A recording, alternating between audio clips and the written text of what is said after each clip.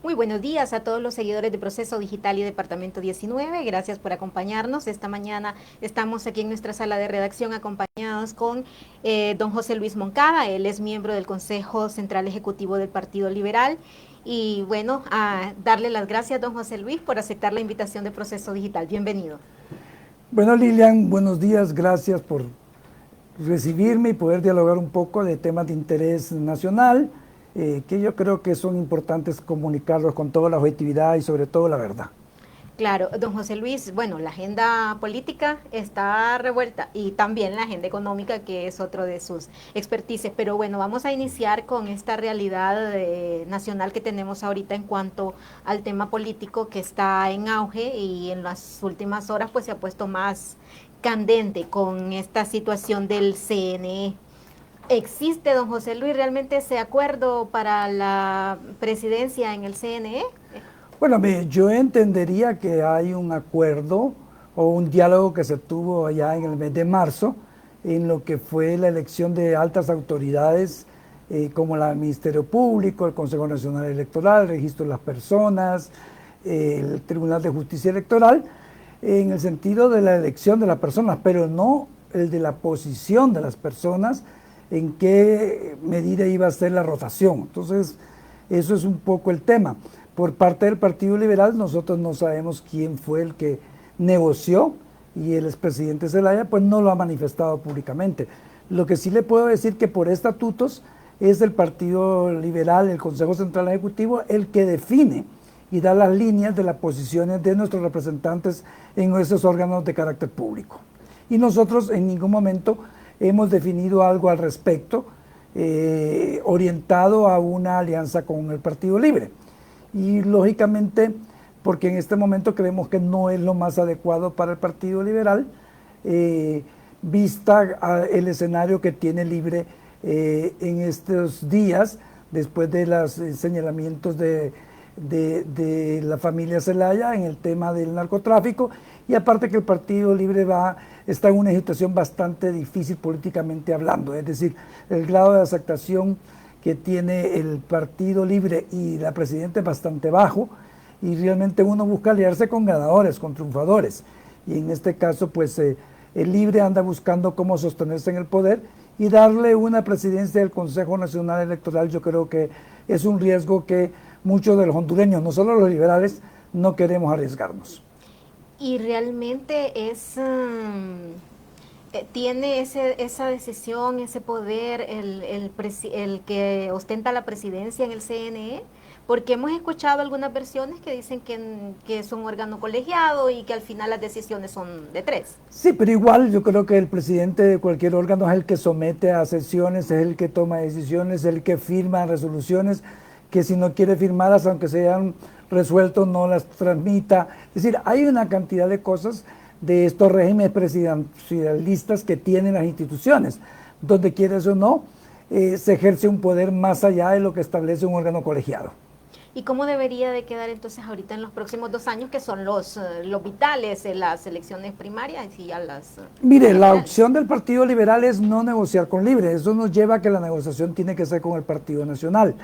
Es decir, los dos partidos tradicionales regresar a lo que se había hecho en el pasado, que en una forma equilibrada pues se hacían los procesos.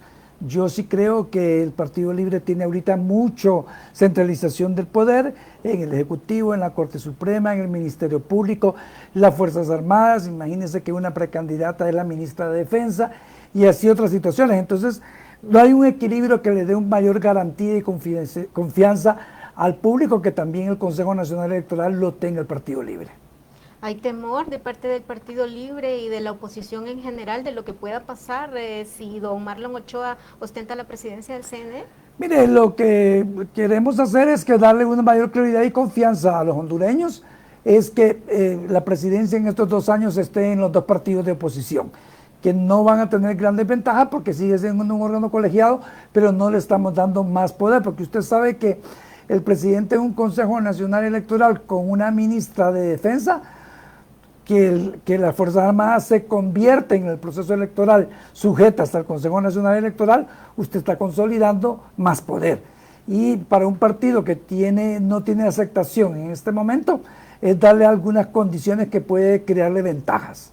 Sí, don José Luis, el presidente del Congreso en las últimas horas ha escrito en sus redes sociales que por tradición le debería de corresponder al Partido Libre en la presidencia del CNA, y dijo que los de la oposición pues están cometiendo violencia política, incluso en contra de la representante del Partido Liberal en el CNE. Mire, la violencia política la cometió él. Recordemos que a través de una patada de uno de sus miembros, de sus vicepresidentes, obtuvo la presidencia del Congreso.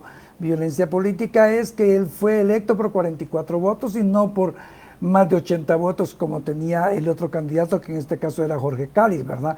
Y todas las irregularidades que él ha hecho en el manejo del Congreso, donde hemos tenido hasta 3 meses sin sesiones por simple y sencillamente no tomar decisiones políticas por no contar con los votos. Entonces yo creo que la persona menos indicada para hablar de lo que está pasando en el Consejo Nacional Electoral es el diputado Redondo. Sí, don José Luis, hemos visto el auge del Partido Liberal con el retorno de Jorge Cálix y algunos diputados que trajo consigo la inclusión de don Salvador Nasralla. ¿Es la oportunidad del Partido Liberal? Mire, más allá de esa situación particular del reintegro de Jorge Cálix y el ingreso de Salvador Nasralla, yo creo que el Partido Liberal ya venía trabajando realmente en regresar al poder, en la búsqueda de candidatos que realmente sumaran a la mayoría de los liberales, pero también a todos los hondureños independientes que quieren un cambio. Entonces, ellos dos sumaron y están creando unas condiciones de levantamiento y de esperanzas en el liberalismo, pero también en mucho voto independiente. Yo creo que tanto Salvador, Jorge Cálix como Maribel Espinosa son 3 opciones bastante interesantes para una oferta política de la ciudadanía en términos generales. Los 3 son profesionales, tienen experiencia pública y privada con buenos resultados, tendrán algunos errores como todo ser humano, pero son mínimos. Y entonces eso le crea al Partido Liberal una garantía y a muchos hondureños una opción diferente al Libre y al Partido Nacional. ¿Y cómo está la unidad entre los precandidatos? ¿Es posible que no veamos esa división y esos ataques tanto en la previa a las elecciones primarias y luego cuando ya salga un ganador? También vemos que está dentro del Partido Liberal el señor Luis Zelaya, donde vemos que también hay un poco de división. Mire, nosotros como Central Ejecutivo estamos trabajando por la unidad de los liberales y creemos que el proceso interno debe ser de altura, con mensajes propositivos, con mensajes respetuosos y demás. Y eso es lo que le hemos tramitado a todos los precandidatos, en el sentido que así debe ser el comportamiento para no crear fisuras antes de los resultados y que después de los resultados generemos esa unidad del Partido Liberal que nos puede dar la fuerza para ser la cabeza de una alianza política que pueda enfrentar en noviembre del 2025 las elecciones a los otros partidos. El Partido Liberal hemos visto que sigue siendo fuerte en las municipalidades, ha sido la tendencia a bajar en votos presidenciales, sin embargo ha mantenido algún poderío en cuanto a las municipalidades. ¿Cómo ven ahorita la integración municipal? Nosotros vemos que los municipios vamos a mantener y yo creo que vamos a crecer, porque realmente a nivel de muchos departamentos el Partido Liberal sigue siendo fuerte. La gente tiene una conducta y un comportamiento liberal, reconocen los resultados de un gobierno liberal y yo creo que en alcaldías vamos a crecer.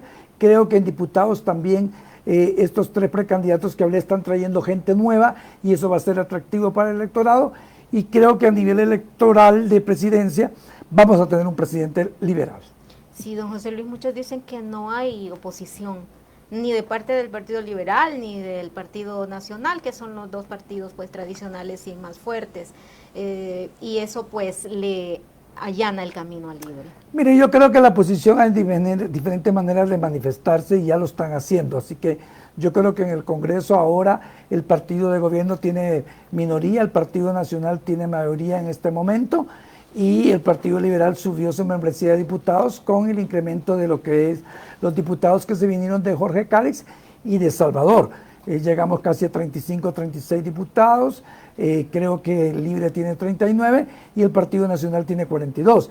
Yo creo que ese escenario es nuevo y ese escenario debe crear que hay una oposición realmente que sumado a los liberales y los nacionalistas PSH que han quedado ahí, podemos hacer una oposición constructiva, porque ser oposición por ser oposición no es lo mejor para el país.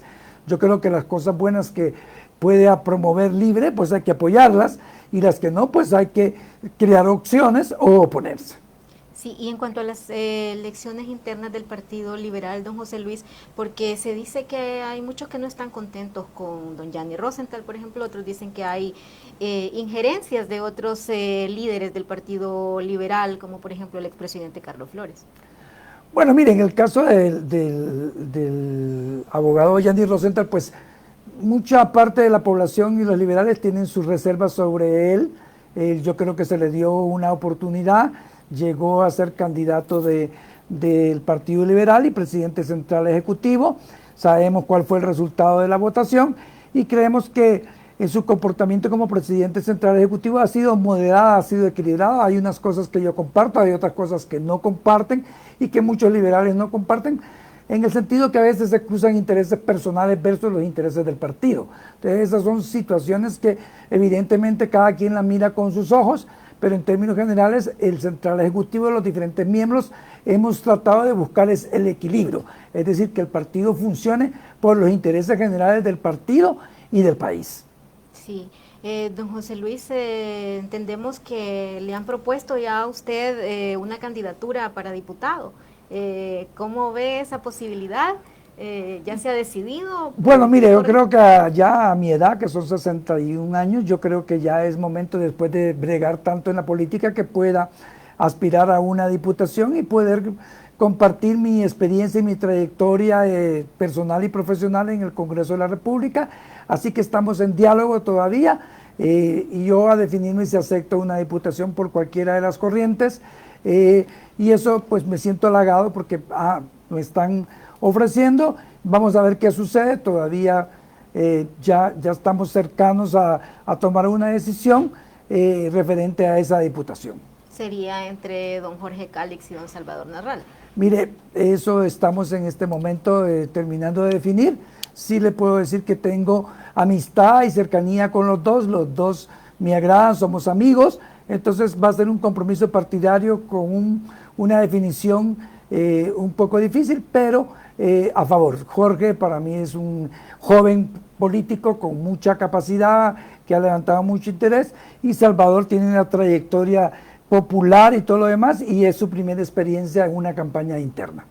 Sí, don José Luis, muchos dicen que hay algún tipo de riesgo en que doña Rixi Moncada haya llegado a la Secretaría de Defensa y que el Partido Libre pues busca quedarse en el poder a toda costa. ¿Cuáles serían las recomendaciones para la oposición en este sentido? Mire, yo lo que siento es que la familia Zelaya tiene un trauma con los militares y el ejército después de lo que aconteció en el 2009, entonces nombran personas de su confianza como ministros de defensa y tienen todo el derecho.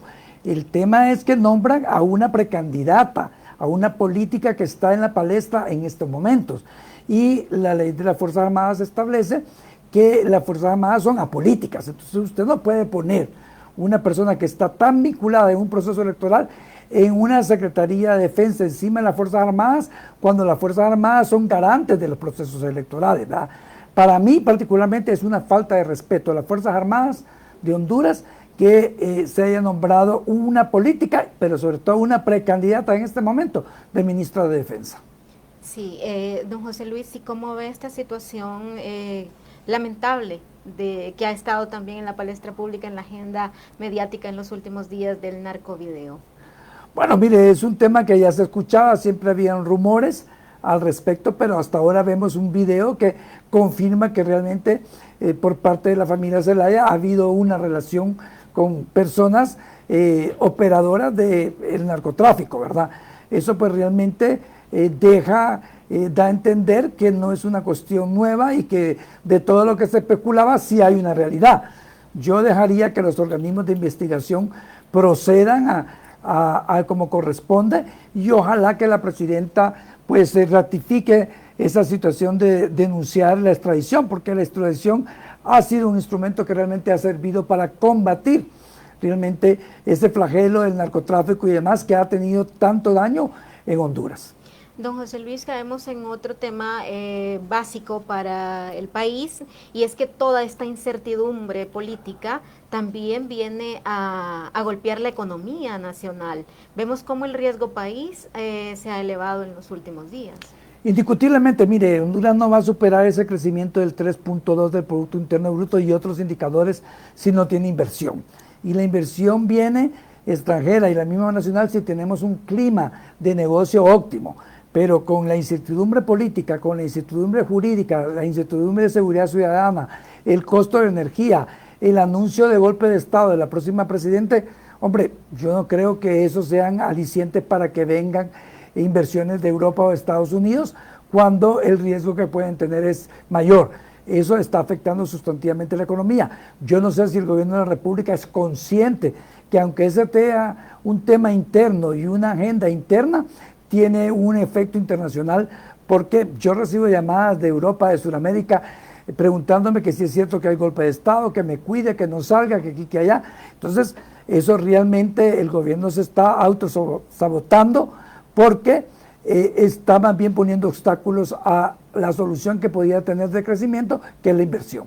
¿Coincide usted con otros colegas economistas suyos que manifiestan que estamos prácticamente en una desaceleración económica? Estamos en un estancamiento de la economía, realmente la balanza comercial de exportaciones y importaciones se ha bajado sustantivamente, la inversión ha bajado de manera, o no ha crecido, ¿verdad? La ejecución del gobierno ha sido bastante baja, cuando el gobierno es el que tiene los recursos, que haciendo una inversión en infraestructura hay una movilización de recursos a nivel nacional. Esto afecta porque no hay generación de empleo, los hondureños se están yendo, a pesar de que el precio del café está alto, hay problemas de sacar la producción de café porque la mano de obra se ha ido, la agroindustria está tratando de salir pero tiene problemas, el camarón ha tenido problemas, y así todos los sectores han tenido situaciones que no han sido lo mejor para poder mantener la economía en un dinamismo como se esperaba o se mantenga. Más bien yo creo que ese porcentaje de crecimiento va a ser por abajo del 3. Sí, hablando precisamente de algunos rubros, usted mencionaba los camarones. ¿Cómo ve este acuerdo del Tratado de Libre Comercio con China? Mire, habría que ver, porque yo una negociación con China no negociaría tantos contenedores de camarones por 3 meses. Yo tendría proyecciones anuales, ¿verdad?, que aseguraran a la producción de camarones un mercado fijo, ¿verdad? Pero yo lo que escucho es que ya salieron los primeros contenedores, que aquí ya, es decir, creo que los dueños de estas empresas, que son grandes inversionistas, deben asegurar compras por 1 o 2 años, de manera de mantener el mercado y mantener esa fuerza de trabajo. Pero siento que en el sur han habido muchas pérdidas de trabajo y muchos pequeños camaroneros han tenido que cerrar. Y son ese efecto de haber cambiado Taiwán a China sin haber pensado el efecto que iba a tener para un sector tan importante como es los camarones. Sí, para ir concluyendo, don José Luis, se acaba de presentar el nuevo proyecto de presupuesto 2025 y también se anuncia una revisión con el Fondo Monetario Internacional. Mire, sobre el presupuesto 2025, yo creo que cumplieron con la fecha de presentarlo. Ahora, el análisis del contenido, yo lo que veo es que mientras no se haya hecho una evaluación de la ejecución de 2024, que la vemos bastante débil porque la ejecución no ha sido oportuna, expedita y efectiva, pues es bien difícil incrementar el presupuesto, darle más recursos en ciertos sectores donde no ha habido cumplimiento, por un lado. Por el otro lado, la proyección de crecimiento de ingresos debería ser para sostener ese presupuesto, pero lo que yo veo es que hay un margen que va a ser cubierto con créditos. Entonces quiere decir que el país se va a seguir endeudando. Y lo tercero, que había que revisar bien esos rubros. Recordemos que es un año electoral y el gobierno puede orientar esos recursos a hacer política partidaria a favor de atraer los votos. Con el Fondo Monetario lo que yo siento es que las revisiones no se hicieron en el debido momento, tuvieron que viajar a Washington, vienen en octubre, van a hacer una revisión y ojalá que cumplan los indicadores, porque eso es lo que le va a dar, es que el Fondo Monetario pueda liberar 280 millones de dólares que lo necesitan para que ese déficit fiscal no sea más del 2%. Ayer don Marcio Sierra de la Comisión Nacional de Banca y Seguros aceptaba que el Fondo Monetario está pidiendo un incremento de 3 puntos más, o sea, 4 puntos a la tasa de política monetaria.